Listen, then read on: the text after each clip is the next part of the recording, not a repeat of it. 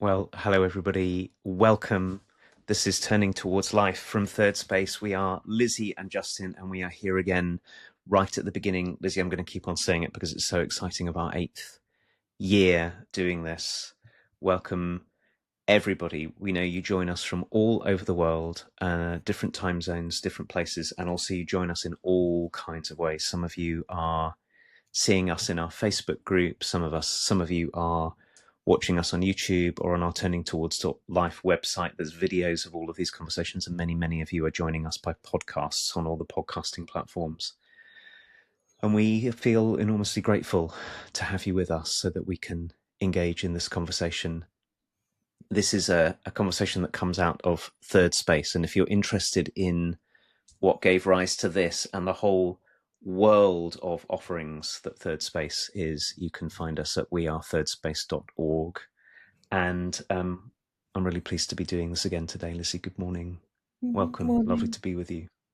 Thank you, Justin. Good morning, everybody. And here we are again with a source. So if you're new to us, you will realise soon enough that we have something each week. We alternate who chooses the source between Justin and me. And this week we have something by this wonderful woman called Magda Gerber.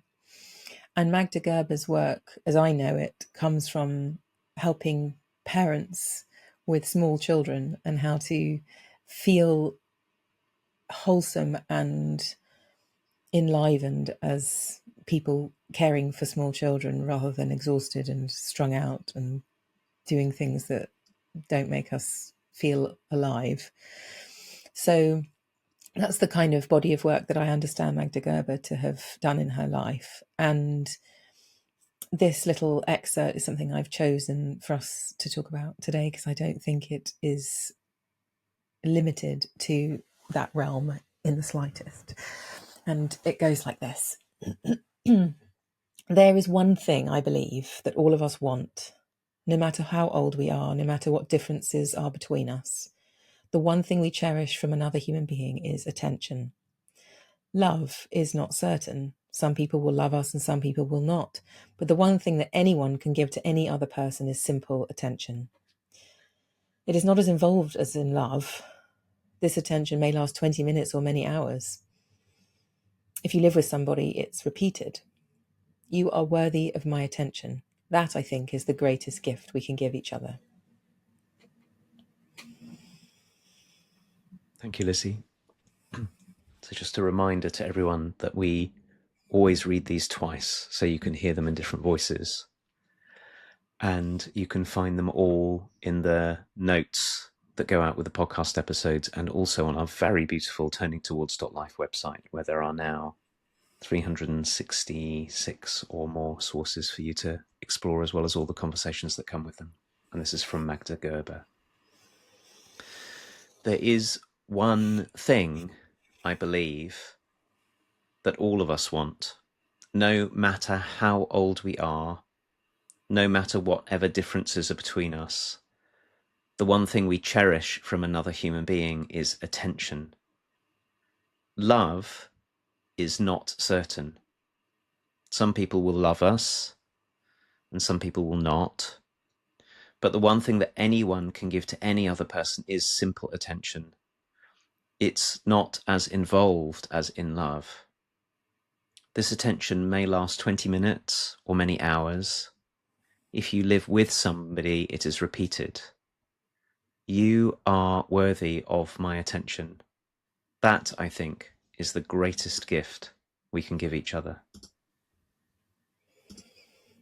Thanks, Justin.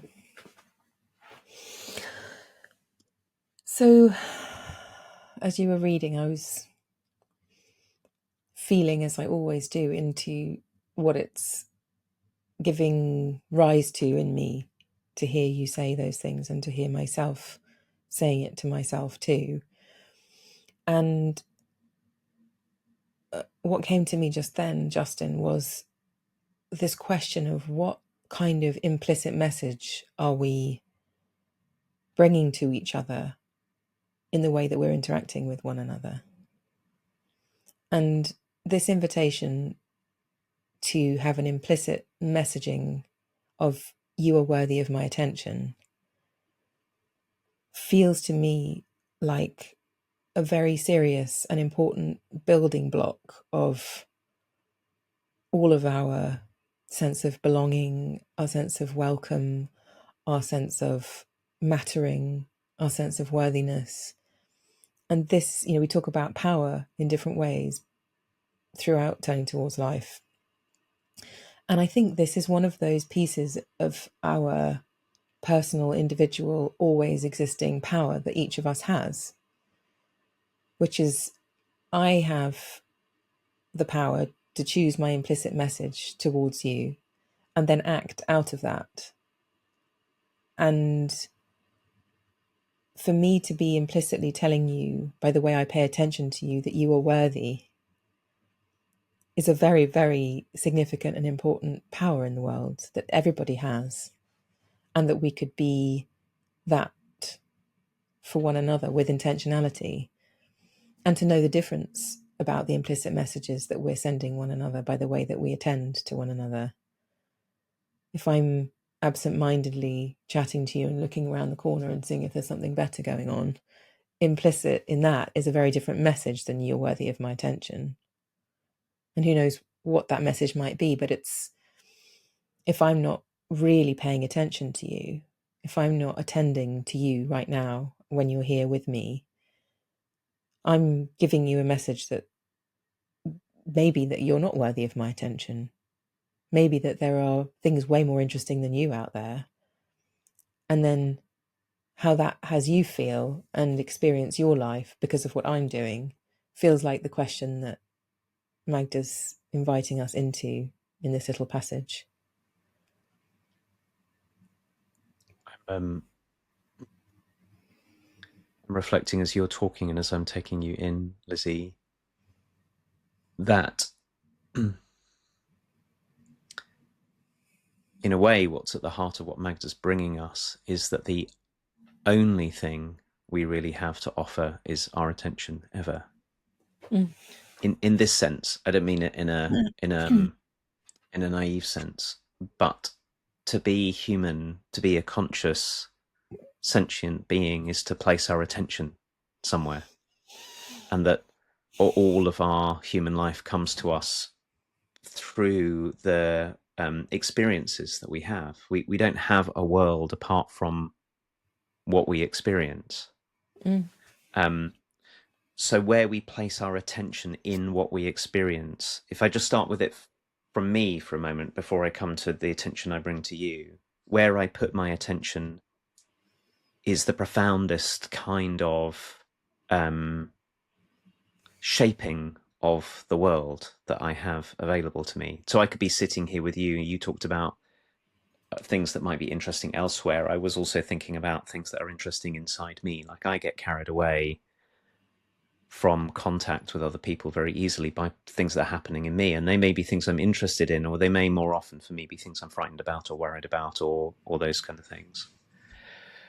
So in a very sort of basic way, the world that I'm inhabiting is deeply shaped by where I bring my attention, which is a big deal for me, as it will be for you, as it will be for everyone. And then it's such an important move that you're talking about and that Magda is talking about, which is then the way I shape my attention, which is shaping the world that I'm in, is also deeply shaping your world in one way or another. Because maybe because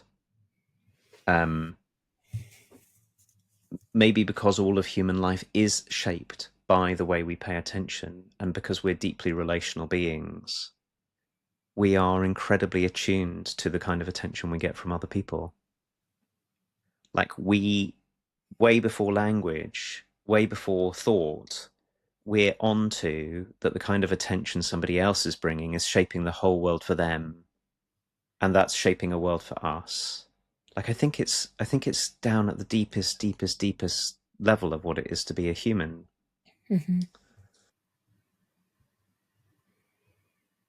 And the truth of it is that we have so many places that our attention can be pulled, our attention can be split in so many ways.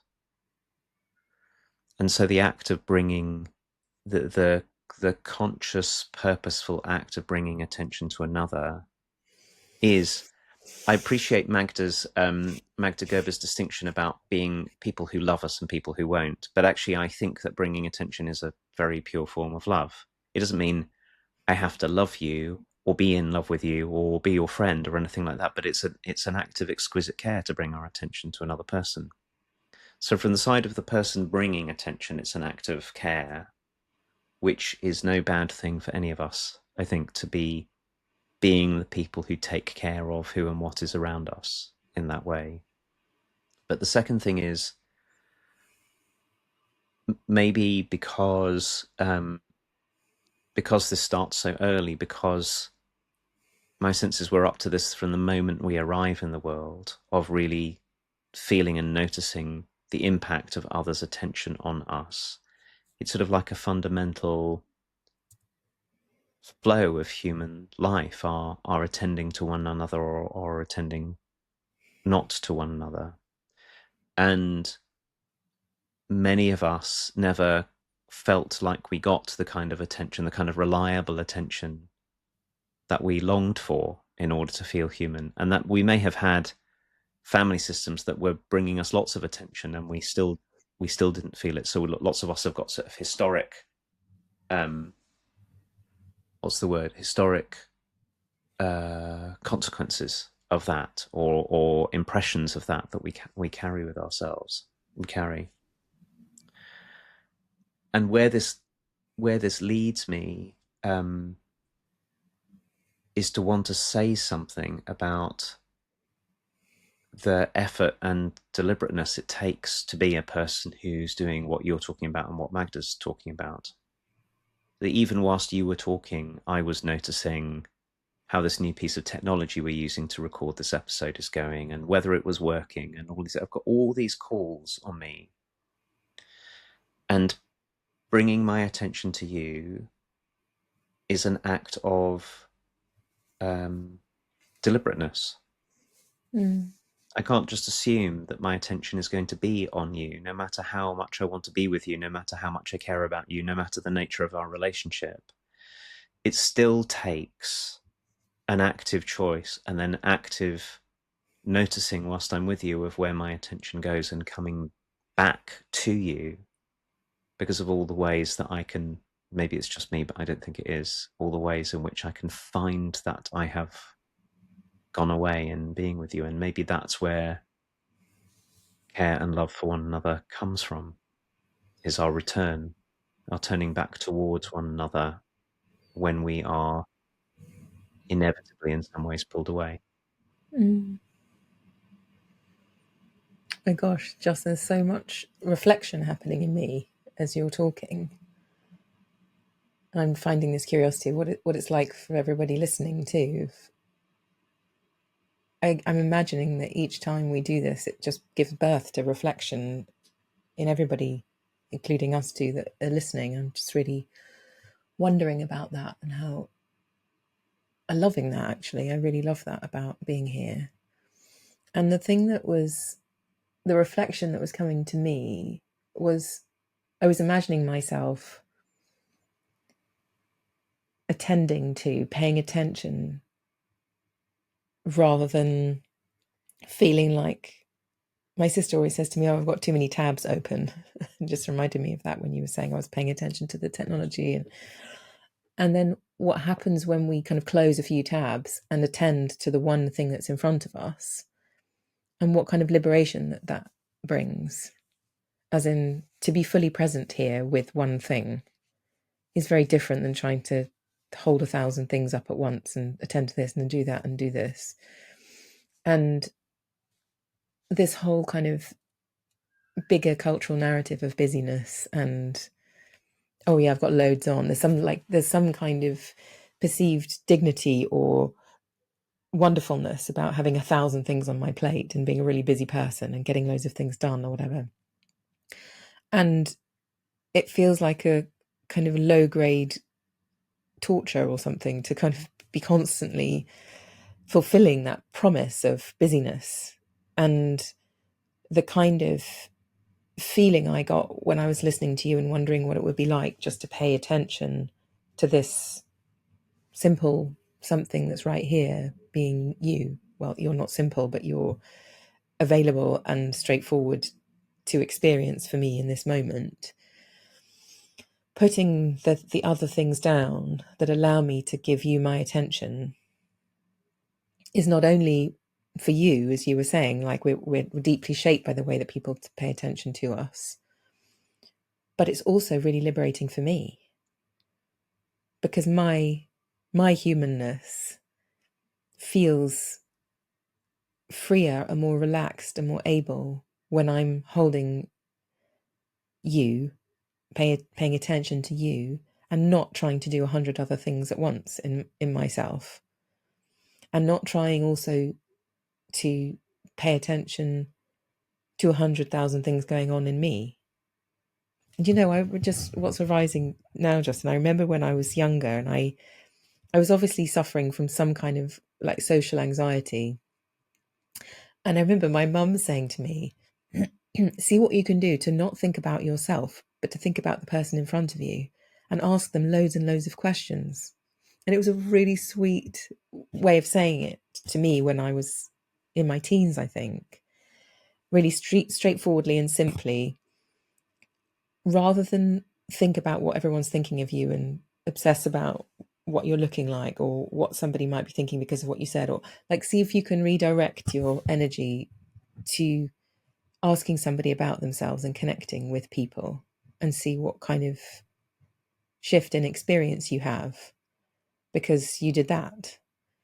And it's really sweet. I'm really grateful to my mum for saying something straightforward and simple and helpful to me in those moments. And it's this, which is that, as you said, it's so easy to get caught up in the inner world of worry and feeling neurotic and worried about what people are thinking and what I'm going to say or how I'm going to be somewhere or what I look like or all of those things. And how liberating I found it back then to go, oh, this person, I'm going to be interested. I'm going to intentionally be interested and curious and connect with that person and see. And that was for me. And what we're saying now is that it's also for you, whoever's in front of me. And I'm feeling that this thing we often talk about, Justin, of the kind of the reciprocity of things as well, and what it's like to be in a flow between me and you, where I'm attending to you as fully as I can, and you're attending to me as fully as you can. That there's an exchange that's happening. Like it's not all about you. I'm including myself in this. It's really helpful to me, liberating to me, kind to me, to be in contact with you, because it allows me to be here in a way that is genuine and real and warm and open, which is a gift to my system to be that way. And implicit in that is you feeling centered by me and like I'm here with you, for you, in service of you. And we're both in receipt of what that is generating. And then when you can do that too, like that feels really cool. Like if we're both doing that thing, then goodness knows what kind of creativity between us gets born, because everything is between us. We're pouring ourselves into this being in relationship now and here. And it feels very kind of erupting to me of what it could be for humans to be together. It's there's always so much, Lizzie, in what you say, and the part that I'm feel moved to respond to is this part about how the way we bring our attention turns out to be for both of us. So I'm going to sort of want to say back my way of what you said, which is that I suppose I suppose the gift in what your mum said to you, which is such a gift, which is really pay attention to the other person. Don't be worried about yourself. Like remember that that's what to do when you're with someone, and it's such a direct way through the inner loops of worry and control and trying to look good and trying to make sure other people think of us a particular way and all of those things that can be going on in an interaction with someone else. And what you brought us was that if I bring my attention to you, it's a gift to you, but it's also a gift to me. And I'm reminded of language that you've brought into this conversation many times, which is that if my attention is with you, and I have to do the work of noticing all the things my mind and my body do to take my attention elsewhere, like right now, thinking about the technology again, and I've got a meeting that I'm running after this, and my mind went onto that, and I'm wondering if the conversation is going to be okay, and how I'm coming across all of that, all of those things. So what it takes is an act of, in a way, I do have to pay attention to that in order to allow it to soften, so I can be with you. So Mm. that's one kind of way in which I have to pay two kinds of attention simultaneously. But the more that that softens, and the more that I can invite all of that in me to soften, I get to receive you. And as I get to receive you, rather than thinking this is something I do to you, I bring my attention to you because that's a good thing, because Magda Gerber tells us that we all, yes, but also I get to receive you. Mm. And that's where this reciprocity starts, which is to find out that it's not actually I get to receive you and you get to receive me. Is that to be human is to be reciprocal in this way, that there's like like one of these Mobius strips, which you take a piece of paper and you make a loop, but you twist one end so the inside goes to the outside, goes to the inside, goes to the outside. That's what's going on between us, is an interchange of in and out and in and out, by which by virtue of the attention that we bring, we become more deeply present and contactful and human together. And our support for our presence and our contactfulness, to go back to the thing that occurred to me right at the start of this conversation, is in the end all we have. Like at the Mm. end of this half an hour, what do we have? We have the something that we've made, the conversation that we're recording, that we hope other people will benefit from. But in terms of my life and your life, Lizzie, in that half an hour, we have really the attention that we've been able to bring and what came from it. Mm. And if I can bring my attention in a way that supports you being present and contactfulness and feel available, because I'm bringing you the kind of, I think it is loving attention, but it's certainly maybe deep care of my attention. If that supports you being present and in contactful with me and bringing your deep care for what's happening out, then we're in a mutually supportive in and out and in between, in which very, very much can happen. But actually, even if nothing else happens, for half an hour, we've been in the presence of another living, breathing, deep human, who, whether Mm. they're somebody, whether you're somebody I like and want to be with, or somebody I'm negotiating with, or somebody I'm having some kind of difficult engagement with, or the person serving a coffee in the coffee shop or at the checkout queue in the supermarket, which brackets is why I think automated checkouts are such a disaster. In a way, they're sort of emblematic of a kind of disaster. It's not very strong language, but which is that we humans really need and thrive and get fed by this kind of contact. So when you replace the person at the checkout with a machine that goes beep, beep, beep, and tallies up the thing, what you gain is efficiency, but what you miss is attention, because Mm. the machine can pay you attention, but also you cannot pay it attention in this way. Mm. So we actually pay a very, very big price for all the ways in our culture that we are taking human contact out because it's not efficient. Mm. And by prioritizing efficiency over contact, we're undoing and undermining a sort of really powerful and important currency of everyday life, which is you go out into your high Mm. street and you meet people and you have moments of attention and contact with one another that feed us and feed everybody. And Mm. somehow we seem to be stripping those away, maybe because this kind of attention takes effort and courage and openness and attentiveness and care, and Mm. none of the things are easily commodified, and none of them are time efficient, but they all tap into something much more important about being a human than time efficiency, even though time efficiency is sometimes important, but not for this. Yeah. I was thinking, Justin, about the ongoing reflection in this. There's so much to say about automation and machinery. I can feel that thread opening up, but the thing I really want to say is something about the kind of the reciprocal nature of this as well, which is there are certain times I know when I'm kind of honing in on myself and connecting with another and being curious about another serves the channel being open between us. And there are some times where the thing that serves the channel being open between us is me coming home to myself so I can be in receipt of what's here. And that seems like it's different all the time. Like there are different situations that bring about a different part of that for me. And so this thing's being born in me now of when I'm particularly kind of self-obsessed, just to use a bit of shortcut language there, but when I'm highlighting everything about myself and I'm thinking about myself and I'm worried about myself and I'm being kind of, I would call myself a bit kind of neurotic. What can I do to open the channel between us? What can I do to connect with others so that I take the spotlight off myself and turn the spotlight a little bit onto you so that I can then be included in the world? But then also there are times when I'm so into the world and so enthusiastic about what's happening that I completely forget myself. And then I'm not receiving either.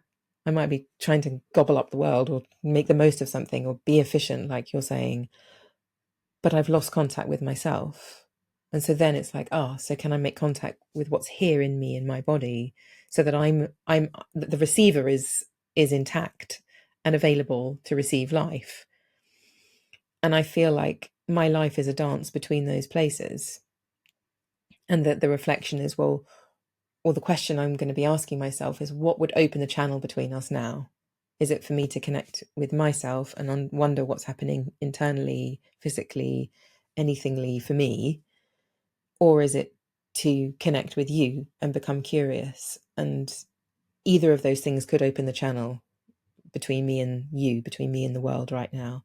And I wonder what it is in this particular circumstance that I find myself in, because each different circumstance is an affordance for either me being all inwards or all outwards in some way.